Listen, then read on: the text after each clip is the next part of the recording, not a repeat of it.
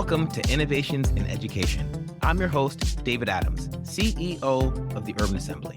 And on this show, we bring guests every single episode who have made things work in public education.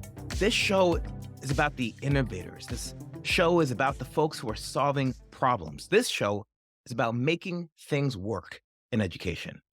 Now, there's a lot of shows out there talking about what's wrong in the education systems, and those are great shows. There's some shows talking about what we're not doing well, and there's a lot to learn from those, but that's not this show. This show is going to be featuring educators who are making things work for young people and improving public education. Dr. Linda Darling-Hammond is the Charles E. Ducomb Professor of Education Emeritus at Stanford University, founding president of the Learning Policy Institute, created to provide high-quality research for policies that enable equitable and empowering education for each and every child. At Stanford, she founded the Stanford Center for Opportunity Policy and Education and served as a faculty sponsor for the Stanford Teacher Education Program, which she helped to redesign. Darling-Hammond is the past president of the American Educational Research Association and recipient of its awards for distinguished contributions to research, lifetime achievement, research review, and research policy. She's also a member of the American Association of Arts and Sciences and of the National Academy of Education. From 1994 to 2001, she was executive director of the National Commission on Teaching and America's Future, whose 1996 report, What Matters Most?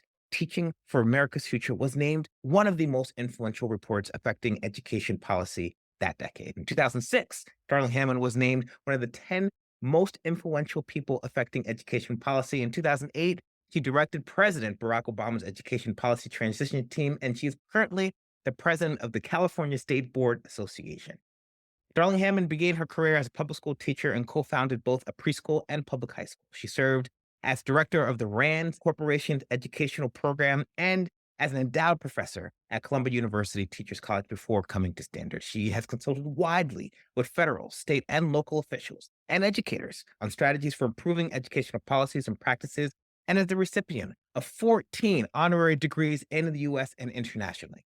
Among her more than 600 publications are a number of award-winning books, including The Right to Learn, Teaching as the Learning Profession, Preparing Teachers for a Changing World, and The Flat World in Education, How America's Commitment Will Determine Our Future.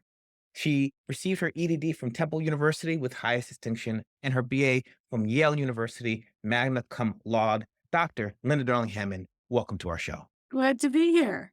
Well, Linda, we went through this amazing bio.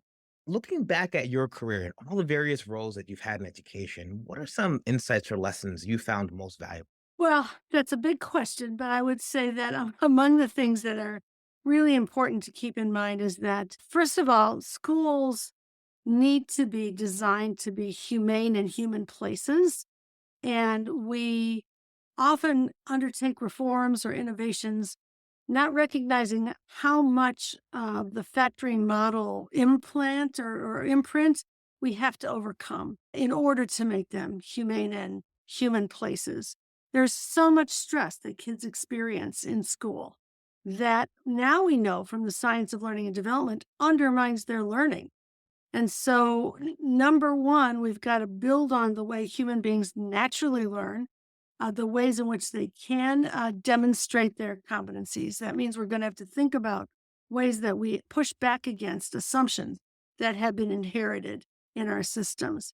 The other thing I would just say is that to get a reform at the national and the state and district level, we have to be aware not only of the right kind of educational practices and the policies that would support them, but also the politics that is an art form of helping people come to consensus about what they believe in common.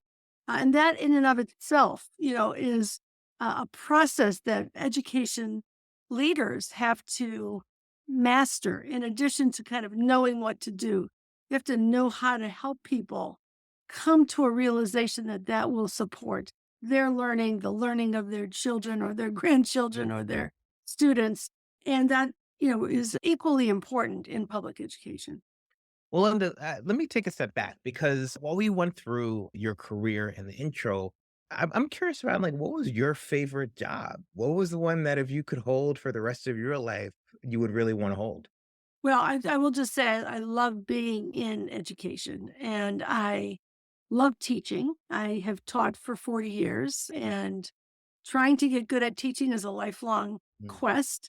So that certainly is some of it. But I've also had the opportunity to really work at the policy level to create systems that allow everyone to teach more effectively and to learn more effectively. So I value that too, because so many people in our systems are pushing the rock up the hill, Mhm. trying to do the best work they can for students, but not with the supports that would enable them to do that. So, you know, I love doing all of those things. I love working with governors and legislators and others to create those conditions. And I love myself experiencing them and getting to teach, which is such a joy. Well, let's go back to this notion of working with governors, working with policies, removing constraints. What innovation in education are you most proud of in supporting in your career? I thought about that question, and there are really three. And they come from my original teaching experience in high school, in big comprehensive high schools. One is redesigning schools. The big comprehensive factory model high school is what I experienced as a student and as a teacher, but then I encountered the folks in New York City, some of the folks that you know well, who redesigned schools. Debbie Meyer was one of the folks who had been a kindergarten teacher, and she thought about what a high school could look like that supports young people as well as a kindergarten does. And, redesigning schools so that they wrap around students, so that teachers share groups of students, so that advisory systems are in place and everybody has adults that they can lean on. Families have connections to the school. Authentic work is going on that kids care about with performance assessments that are meaningful to them. That kind of a redesign, which you're very familiar with, transforms the possibilities for not only schooling, but for life for young people. So I'm very happy to have been able to learn from that, study it, promote it, and then help other schools redesign. I also am very pleased to have innovated in the teacher education space because when I was coming along, I did not get a very substantial teacher education experience. And teachers want to do the best work they can for their kids. Nobody comes into education for the money. I could have been a professional basketball player, but I decided to get into education because I really Yeah. big check. There you go. Because of the paycheck. They forgot to kind of read the fine print. But people come into education to make a difference. And we all want to have the knowledge and skills we need to do what we can for our students. And yet our system has not been designed to ensure that everyone gets access to that knowledge and skills. So at a moment in time, I began to look at some of the teacher education programs that were doing a spectacular job. One of the reasons I did that was that I encountered a beginning teacher who taught one of my children, who happens to be dyslexic, figured it out right away, got her the support that she needed, had a magnificent, engaging, wonderful classroom. And I thought, well, how did she learn to teach? So turned out she came from Teachers College, Columbia University. I went and looked at that program and other programs and realized there are ways to really transform the preparation of teachers so that we pay attention to the clinical experiences that teachers have so they see best practices, the experience of those connect to the theory work that they are doing, that they get the financial supports to allow them to come into the profession without debt or without having to short circuit their training. They get ongoing mentoring as they come into the profession to enable them to accelerate their learning and then, ongoing high quality professional development. So we've done a lot in that arena, both through the work I did in research, but also I was able to sponsor the Stanford Teacher Education Program and redesign it. And then to work with the National Academy on a volume that has been used by teacher education programs around the world to redesign what they do. So, makes me joyful because whenever teachers get the support they need, kids get the support they need. The last one, of course, is the big system thing. We have a very inequitable school funding system in the United States. my own dissertation was around proposing a new finance system for the state of Pennsylvania. 30 Was years later, like, they finally yes, did it. there it is. Yeah. It only took a few decades. That's how These are education these goes. are really tough systems to change, but many, many systems are beginning to spend money based on student needs, not based on the wealth of the property values in your community, which was basically, making sure that the rich got more and the poor got less. And so we now have probably about 15 states that are moving in a progressive direction, more that are coming along, and a lot more incentives for equity in the system than we had some years ago. All of those, I think, are innovations that matter. We got redesigning comprehensive public schools or high schools in particular to think about more supportive environments, how to recreate the kind of kindergarten experience. Everything I learned in kindergarten, That's right? right. We have teacher education, right? Thinking about how to support teacher development, how to connect research to practice, how to make sure that they have the financial supports that they need to be successful. And then we have this kind of ecosystem of finances for schools, right? I've been always surprised, Linda, to understand the relationship between wealth and educational outcomes. I think there's a little bit of a misconception around quality of schools being the primary driver of outcomes, and they're very important. But there's a lot that goes into a performance of a school or a town that has a lot to do with how much money folks are making just in the school in general.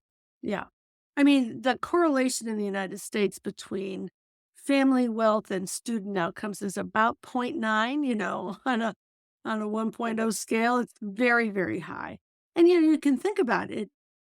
First of all, we have extraordinary rates of childhood poverty in the United States, which are just unexcusable. Mhm. Really. I mean, the highest in the industrialized world by a long shot, and a very tattered safety net.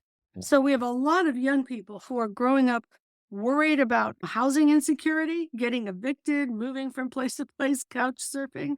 That's been going up for decades. Food insecurity, lack of access to health care. And then, of course, lack of access to a lot of other things like, the tutors and the support systems that wealthy students, and families take for granted, summer learning programs, all of these kinds of things. And so the access to both the conditions of life Mhm. that are uh, physiologically and psychologically safe are very differential across wealth. And then, the access to educational opportunities themselves are also very differential. And by the way, we have the largest wealth disparities in the United States that we've had since 1929. Mm. The top 1% of people own more wealth, control more wealth than the bottom 50% combined. So it's really quite disparate at this point. And when we don't then equalize both the life circumstances of families and the educational opportunities that they have, we're going to get very inequitable outcomes, as we often do. Let me take this to this earlier notion that you talked about. You talked about the science of learning and development. Now, I've heard a little bit of the science of reading. The science of learning and development may be a new term for folks. What is the science of learning and development, and why does it matter in terms of student outcomes? Yeah, there's been a lot learned from multiple sciences. Neuroscience, we now know a lot about how the brain operates, learning sciences, developmental sciences, and so on. And so bringing that together into the science of learning and development, what do we know? We know that basically the brain is always developing. It never stops, even at my age. And it is enabled by relationships and experiences. And the design of those relationships and experiences matters for the neurons that connect and the intelligences that are developed and what we can do. We also know that when those experiences and relationships are designed to be safe, protective, when people feel trust and a strong confidence in the environment around them, when they're in a lot of relational opportunities, teaching is not talking and learning is not listening. Learning is engaging and talking, and all of those things are building neuron connections in the brain that then we're enabling the more inquiry that students have the opportunity to participate in, the more experiences that are enlivening in those ways. We also know that the brain develops through art and music and the learning of languages and the experience of green spaces and physical Mm, activity. And if you think about what a school day would look like if we were trying to build the capacity of the brain, looks a lot like what they do in Finland, where kids are getting music every single day, where they go outside every hour in the hour, even when it's snowing, to mm, get physical activity, where there are no, external stressful ranking and sorting tests. There's only internal supports for the learning process, where teachers are very well trained developmentally to help them both grow socially and emotionally, mm. as well as academically, because those are completely intertwined. That we can't make academic progress if we're not also developing social and emotional skills and affordances at the same time. We also know that every child is unique and individual, so that the standardized curriculum we assumed would be the way to, help everyone learn, has to be personalized if we're actually going to meet the needs of every learner. And that's a function of their own personal experiences, their cultural context. We learn in cultural contexts, as well as the prior learning opportunities that they've had. So, all of these things create a mandate Mhm. for a type of school that is more relational, that is more inquiry based, that is more personalized in the way that it is designed and offered, but also more able to be focused on equity. Because when you do those things, you see that the achievement gaps reduce when you take care of the things that matter for the learning process rather than just marching through a curriculum. Well, and, if you forgive my skepticism, this sounds very squishy. I hear you talking about relationships. I hear you talking about experiences. What about the facts? What about the 2 plus 2 equals 4? Aren't we making sure our students are STEM focused and workforce available? I'm skeptical of the squishiness. Yeah. So, we have this curriculum battle that goes on in the United States continuously. Is it, math for understanding or math for memorizing the facts? Or is it, phonics or whole language was, one way that it was framed up for a number of years. Answer is always both and. You need, of course, for kids to be getting access to the basic skills that they need. They will learn those more effectively if they're also motivated by Mm. questions in which those facts make a difference. So let me just describe a class in New York City, actually, fourth grade class in which they're trying to learn the mathematics. They're trying to learn the concepts of mean, median, and mode. One way of teaching this would be to put the definitions on the board, make the kids memorize them, and then give them some problems at which they calculate mean, median, mode, try to remember the definitions, and so on. We do that a lot, often later in school than fourth grade. And most people have forgotten it by the time they get to college. Having been a college professor, I will assert to you that that is correct. That is true. Measures of central tendency there, Linda. So there you There go. you go. Oh, but here's what this teacher was doing. The kids all measured their height in the classroom. They measured the heights of their kindergarten buddies to whom they did reading, that they were working with. Then had to, and they worked in teams, very diverse classroom, with a lot of students with special education needs as well as students in the general education curriculum. They worked in teams. They then had to calculate the mean, the median, and the mode, and they could look at the distribution of the data and see who the outliers were. Like, how did this kid who was really tall change the mean, but not the median? And, how would you look at the mode and how that differed in fourth grade versus kindergarten, et cetera? So they got a deep understanding of the statistics. They also memorized what mean, median, and mode meant in a way that was meaningful to them, and they could carry it then into their work, in the future years. So teaching in a way that creates that inquiry opportunity Mhm. around the facts that you need to know and the concepts that you need to know provides deeper learning that then actually supports much more substantial learning. And there were studies some years ago about different math curricula in the first few years, in which I was in Montgomery County where some of the studies were being done. Kids who had the timed test, memorized the math facts curriculum, did, reasonably well on the third grade test. Other kids had a more conceptual curriculum, which is more deeply understanding the concepts as they learned them. And they did a little better in third grade. Mm. But in fourth, fifth, and sixth grade, the kids who had the conceptual background, moved ahead into the STEM, careers and understandings that they needed. The other kids got blocked because they Mhm. didn't really understand the math. Mhm. They had a few things. For them, math was things that you try to remember and you don't quite understand. And Yeah, so we've got to think about the both and if we yeah. want kids to really excel. And I heard you talking about in the example from 4th grade, there's a task that's relevant to students' life. I heard you talking about working in teams across diversity. And then I heard you talking about problem solving and extending that solution not just to the space that they're in, but also to like problems that they were trying to work with in 4th grade. Did I catch that effectively? Yep, all of that. Yeah, I mean, here in New York City, there's a push towards a more conceptually oriented mathematics. And some folks are really worried about the ability of students to really be able to do the calculations. And to your point, if you look at different countries, I mean, Japan, South Korea, there is an actual deep conceptual focus on mathematics. It looks like it's about math facts, but it's actually more in depth than that. Oh, yeah, Singapore. and in most of those countries that are high achieving in math and very equitable in their outcomes, they teach fewer topics per year. They teach them much more deeply.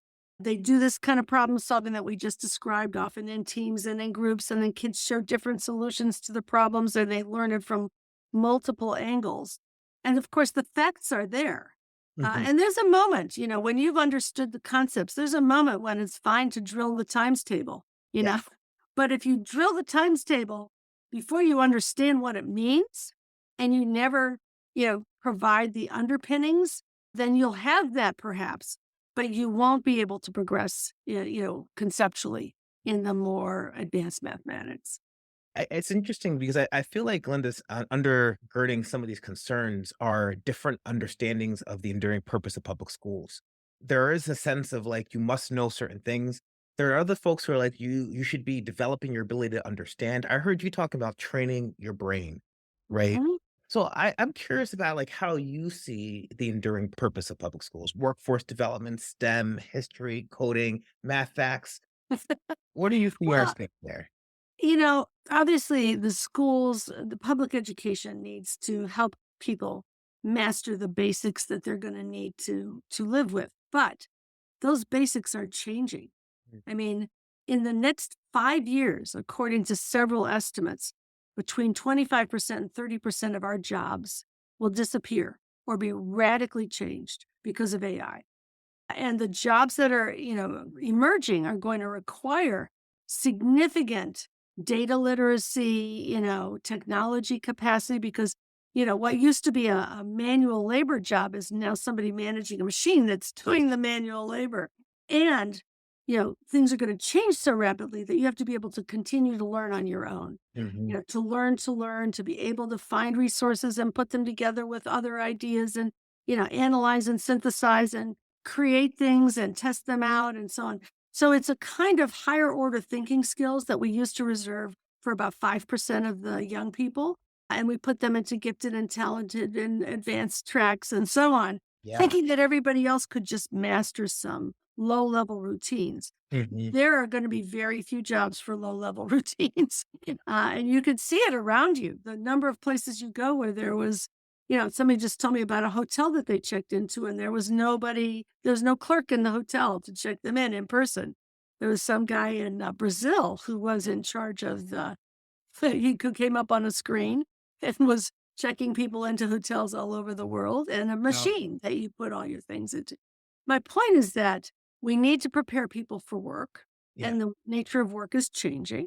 We need to prepare people for civic engagement, and the nature of our democracy is, at risk and changing right now. And that's a critical job of public education. We need to prepare young people to get along with each other, to collaborate, to cooperate, to be able to problem solve together, to be able to solve, these big problems that we have. We've got to ensure as well that we develop talent. Mhm. Back in the design of the factory model schools, well, the eugenicists of that time period were very much involved, creating the tracking systems, which were explicitly designed to operate by race and class. That was not a secret. And they thought of the job of the schools as selecting and sorting. Mhm. And so we have a lot of features of our schools that are about all the ways in which we're going to rank and sort people against each other. We don't typically then say, what are the talents, the wide range of talents that people have that need to be developed that our society needs? And so we need to shift the purpose of school from selecting and sorting to developing capacity and talent Mm. to the maximum degree for each student. And those talents will be of different kinds. By the time you get to high school, everybody needs a common foundation, but then you need to be able to really excel in the places that your passion, your, talents, your interests drive you. And the society needs that diversity in talents. I heard you talking about this shift from selecting and sorting to developing all young people's talent. And that's a huge shift. The role of AI, I heard you talk about. I heard you talk about civic development, social and emotional problem solving. The notion of who we are as a community relies on our ability to solve these questions of who we want to be together. And these are all the domain of one institution, which is public schools. And as we kind of close our conversation here, like, how may public schools navigate all these charges given that they have to accomplish so many things? And at the end of the day, so often states really just want to know what my ELA test score is. Well, one way that schools can navigate much of this is I think we're beginning to see how every school should be a community school. And by that, I mean a school that is at the heart of a community. And maybe that their kids are coming from all over the place, as is often the case in New York City, where you are. And they're choosing a school that is, responsive to their own needs and their own aspirations. And I think choice is a very important part of that process. But community schools create a community of the people who are there. They provide the integrated supports for students for health and mental health and academic supports. They're organized for that in a way that the kids are well known, their families are connected. We see that in these schools, chronic absenteeism is much, much lower, and that, students are coming to school and supported in school. And that there is this set of links to the families and to the communities. So that's number one, because that then allows teachers to do their job in a way that is more supported, as well as kids to do their job, which is learning in a way that is more supported, and with a democratic orientation around how we live and work in this school together to create that collaboration, to create that social and emotional bond, set of bonds that pull us together, and then build a rigorous, relevant curriculum on top of that. We have thousands of these kinds of schools. You are the leader of one such set of schools, and we know how to do this. But then we've got to create the path through policy and through philanthropy to make that the norm rather than the exception. Well, Linda, we've had a conversation here of the innovation that you've supported, everything from the work you've done on a policy level to the work you've done in reorganizing high schools. We've talked about teacher preparation. We've talked about the future of work and public education space in that. What are some last words that you'd like to leave our audience in terms of where you see the future of education in our country? I guess what I like for folks to be thinking about is, I sometimes go back to the words of John Dewey. Yeah, what the best and wisest parent wants for his or her child, that must the One for community all of them. want for all of its children. Any other goal is narrow and unlovely. And I think we need to be thinking about what we want to do for our own children and grandchildren is what we need to be doing for all children in this country. Well, Linda, thank you for all that you've done for public education across the country and the world.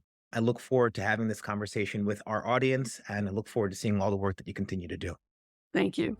Thanks for listening to our latest episode of Innovations in Education, where we bring education leaders who have made things work in the education sector. If you like this episode, please subscribe so that you can hear more great content around innovations in education. I've been your host, David Adams. Have a great day.